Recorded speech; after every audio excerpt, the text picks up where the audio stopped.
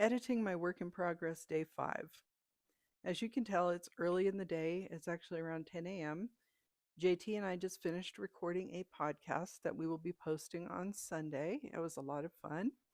And JT has now gone off to Comma Coffee to do his daily writing session. We do have an event coming up tomorrow, so he will not be doing his writing at Comma Coffee, but he may be writing while we are trying to sell books at the Nevada State Museum. Obviously, I have not yet started editing for the day.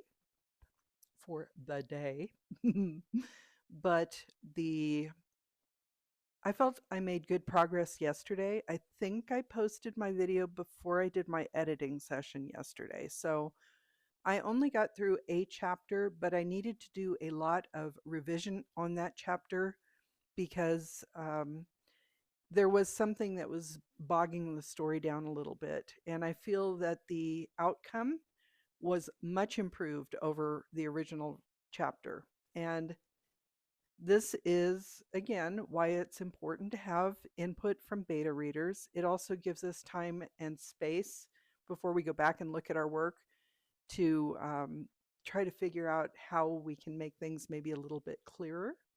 So I do feel that all in all, even though I only got a chapter done yesterday, it was a worthwhile use of my time, and that I'm pretty sure the book will be ready for next Friday's deadline with no problem. I think a lot of the successive chapters will be much smoother, and I won't need to do quite as much work on them, I hope. I've also mentioned that I will probably be adding another chapter toward the end of the book. I don't think it will be the last chapter. It may come before the last chapter. So the book is coming along. I feel that it is much improved from where I started, and I do really appreciate all the input that I've gotten from my beta readers because they've pointed out things that did not excuse me. The allergies are bad this morning. They pointed out things that I did not consider when I was initially writing the story. And that's just another reason why collaboration is so important. Writing can be a very solitary experience, and depending on how the writer is publishing, if you are self publishing and are unable to afford editors, I hope that you can at least find some beta readers because it is very helpful to have that input from other people with other perspectives, get fresh sets of eyes on your manuscript. And I think in the long run, it can help your story quite a bit, which is not to say that beta reader input should completely change your story, but it may point out where things are a little bit unclear for the reader. And hopefully, in the long run, the result will be much more enjoyable for whoever picks up the book in the future. So I am very encouraged with the progress that I'm making on Restless Spirits Book 2. I feel like it will probably be better than Restless Spirits Book 1, and that's okay. I'm trying to improve my process as I go along because I'm relearning how to do this after taking a break of 30 something years from writing. And honestly, when I first started writing in my 20s, I was naive. I wasn't as well educated. I hadn't finished my college degree. And not to say that a degree is necessary, but I wasn't self educated either. I needed to expand my wings and learn more about the world in order to make my writing better, I think. And that's not to say I couldn't have continued to improve on my writing when I was younger. It's just that life took me in different directions and I chose to focus on other things. But getting it back, getting back into it as an older adult, as someone who feels a lot more self confident, I think is a good experience. And I feel that, and I think I've mentioned this in previous videos, that if I had achieved success at a younger age, I don't know that I would have appreciated it as much as I would at this point in my life, should I ever reach that point. The I think it's always problematic when someone is, oh, excuse me, someone is very well accomplished at a very young age, because then you kind of plateau and there can be a huge drop, because we think about people like child actors, we think about people like Olympians who are very popular very young. And then in the case of an actor, they age out of being cute and they may try to transition into adult roles, or they may step away from acting altogether and go on a different path. And I'm sure there's that point in time where it's very difficult for them to try to figure out what they're going to do going forward. The same for Olympians. They age out of being able to probably be at the top of their athletic prowess, because age gets to all of us. And even if they train carefully, there is a lot of wear and tear on the body, um, as well as other sports figures, baseball players, football players, soccer players, whatever thing that you can do as a young adult that may not be as easy to do as an older adult. There will be a transition point where someone has to decide what to do next. And I'm glad that I didn't have that with my writing at a younger period in my life, because I I don't know that I would have stuck with it. And there are authors who started writing young and write throughout the course of their lives, and they have a lot of work. They have a great body of work out there. But I don't know that I would have been able to do that, because based on my personality, I can get bored with things. Writing is the one thing that's never bored me. And I may get tired of the tedium of the middle part of a manuscript or the editing process, which is not happening this time. I'm enjoying the editing process. But I have in the past kind of put things on the side because I got a little bored and I said, "Oh, I'll get back to it later." And then inevitably years pass before I go back and pick it up. And I've done that with other things as well, like crafting. I distinctly remember that I tried to create a Christmas craft one year. It was a Christmas card holder that had a lot of embroidery and beading. And it was beautiful when I finished it, but I think it took me more than a decade. So, fortunately, the books that I've been working on, they may have been sitting for a decade, which actually was what happened with my craft project.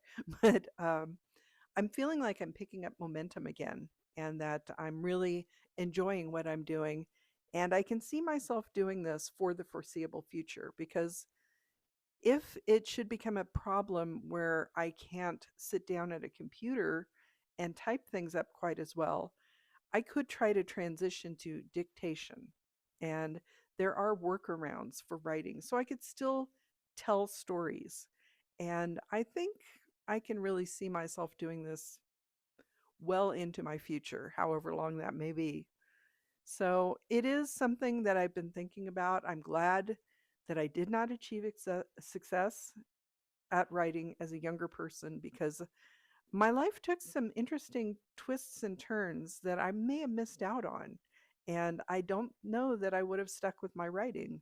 So, just random thoughts after talking to yet another author for our podcast, because it's always interesting to see the perspective of other authors. That are the person that we talked to this morning, Ruben Elistando, who's, as I mentioned, his episode will be up on Sunday, April 12th. The He also he did college, he did a career, and then began writing after he retired. And he made some very good points about the writing process and how enjoyable it can be when it's not something that you're relying on as a career. And that is another way where I think that waiting until I was older to do this, I would like to sell more books. I mean, that would be awesome, but it's not urgent. And really, my urgency is trying to tell all the stories that have been rattling around in my mind for so long. And if I seem like I'm pushing my projects, that's the reason why. It's not because I'm trying to achieve like New York Times bestseller status or anything, because I highly doubt that will ever happen. But the potential of getting these stories finally out of my head is really what's driving me, because I have so many things I want to explore, so many ideas, so many memories. And particularly with Restless Spirits Book 2, I'm doing a lot of introspection. And I did do that a bit with Passion Restored. I may, thinking back on it, I didn't record that process, so I don't remember clearly what I was going through at that time, which is one reason I'm very glad I've started doing these daily videos. If I need to look back and see how I was feeling at a particular point in the process, I can, just to remind myself, because those types of details just disappear. But I feel like this time versus last time for Passion Restored, which is Restless Spirits Book 1, I feel like I am doing a much deeper dive into my own psyche, to draw from my history, to draw from my doubts and fears, and to use those to inform my characters. So I'm hopeful this book will be a much better representation of that. And I'm just generally feeling hopeful all around. And that may be because it's morning and it's a beautiful day out. We did have a little bit of rain overnight, but things are very fresh and bright, and that does help my mood. Um, Wait until you see me in August when it's really hot and disgusting. I am not going to be the same person.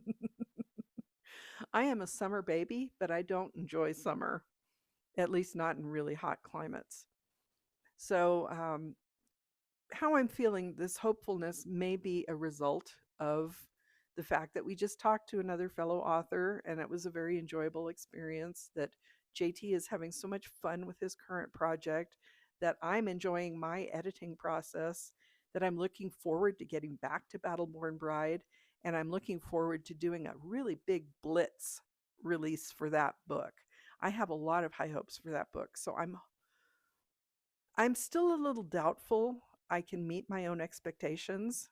I'm hoping I don't disappoint myself, but I do feel like this one could be a lot of fun. And I hope you will continue to follow that process. Once I do return the uh, Restless Spirits Book 2 manuscript to my editors, I will be going back to fast drafting my work in progress for Battleborn Bride. I will be getting that wrapped up, and then that will be going off to the editors let's see, I need to get it to them by May 13th, because they will start editing on May 15th. And then at that point, hopefully I will have the title and cover reveal ready for Restless Spirits Book 2, which I've mentioned I hope to release around Memorial Day, maybe early June, um, depending on how long the edits take. So if I return it next week, it goes back to them for 2 weeks. Then I get it back. I'll need to do another editing. I send it back to them for, I think that would be the final macro. So it is possible that I may get this back in time to publish by Memorial Day. That's my hope. If not, we'll say Flag Day, by Flag Day at the latest, just to give myself a couple weeks of leeway. And then all of my endeavors to promote Battleborn Bride will start in earnest once Restless Spirits Book 2 is out in the world, because I'm really going to heavily try to promote that book. And I will switch from, obviously, my fast drafting my work in progress playlist to maybe pre-promotion for a book, which is something that we haven't done a lot. So it will be an interesting experience where I may try to do a longer pre-sale period. I've mentioned I do have an event set up in October, so I'm hoping that Battleborn Bride will be ready, printed in my hand by the end of September. So I have a few early release copies for a couple events in October, and then the wide release will be on Nevada Day, which is October 31st. And I'll take you through that entire process, probably have a different series of playlists for each step of the way. So we should be having a lot of fun here on my channel for the next foreseeable future, because once I'm heavily into the promotion process for Battleborn Bride, I will also be sitting down at my typewriter to write poetry for Spooktober, which I expect to be a lot of fun. That will also be a separate playlist. So, depending on what you're interested in, there may be something that will appeal to you sometime in the coming months. I will have a short travel playlist, I'm sure, when I go to my conference next month and we go to explore a new part of Utah and hopefully the Grand Canyon and points in between. Uh, Unfortunately, our plan to do the big cross country trip, I've also mentioned we've postponed. So maybe next year, depending on how things go globally. Um, I don't want to get into that though, because I'm in a good mood right now. So I'm not going to think about it. I should also mention I'm considering, if you've seen my thumbnail, I may have used a photo I took this morning. And what happened was I'm sitting in my reading nook in my bay window, which is in my dining room. And I had these curtains open. I closed them right now for the glare. But I was walking from my desk toward the kitchen to get breakfast going. And there was a deer right there. Just basically, I think we startled each other. So it was I looked up, the deer looked up. I think it was a mule deer. It's got the big ears, and it just we kind of stared at each other for a minute. So then I stepped into the kitchen. We have a window there that does not have a screen because it doesn't open, and I took a photo of her. So if that was the thumbnail, that's the story behind it. And if it's not the thumbnail, that's a story anyway because we have had some interesting deer experiences in our yard. They like this little, we have a narrow side yard here. I don't have a lot of vegetation in it right now. It was lush when we moved in, but I wasn't really fond of the landscaping. So I've been gradually kind of cutting things back. And I've mentioned, I think in yesterday's video, that I'm considering doing more hardscaping. But I'd also like to plant maybe a few small evergreens and things out here so it will be greener even in the winter. And that could be another playlist coming in the future. But going back to what I was talking about in the first place, the deer, 2 maybe 3 years ago, I think now, we had a deer give birth in our side yard, and the fawn was there for basically until it could leave the yard. So we could not go out and do anything in our yard while the fawn was there. The mother would hide it under some vegetation for the day and go off and forage and then come back. So we watched that little fawn go from birth to the point where it could actually leave our yard. And it was obviously not a pet. We weren't feeding it, we weren't interacting with it, but we were watching it. And it would sometimes move from this yard because sometimes the sun gets pretty bright right here. And we have some steps that get shaded later in the day that are right on the end of our sunroom. So I might go out in the sunroom and see this little fawn curled up right next to the door to my sunroom. And it was quite a bit like living in a Disney movie for a while. So it's not unusual for us to see deer in the yard, but every once in a while we do startle each other, which is what happened this morning. And I'm pretty sure I may use that photo for, I may at least put it into my thumbnail for today's video because I think it's kind of funny. But I need to get this posted so I can get down to work for day 5 of editing my work in progress. It is going well. I am very hopeful that it will be ready to go back next Friday, April 17th, and it will, I hope, be a much better book than what it started out as. And I hope if you have been following along here that you may check it out. In the meantime, while you're waiting for that, you can read book 1 of Restless Spirits, Passion Restored, and it will lead into this story. It's not the same main characters, but those main characters from book 1 are background characters in book 2. So they don't go away. The multi-generational friends group will remain throughout the entire Restless Spirits series, and I'm exploring the different relationship dynamics among the members of this group. So I I think it's fun and I'm really enjoying it. So I hope readers will too. And it is something that I will continue working on in the coming months. I'm looking at, I hope releasing book 6 by the end of 2027. So I will wrap up that series and be able to move on to my next one. And in the meantime, I'll just keep taking you along for the ride. As I've mentioned previously, I am doing daily videos on this channel throughout 2026. We'll see how it goes toward the end of the year as to whether or not I continue next year. I may switch things up a little bit and do 2 or 3 videos a week. We'll see.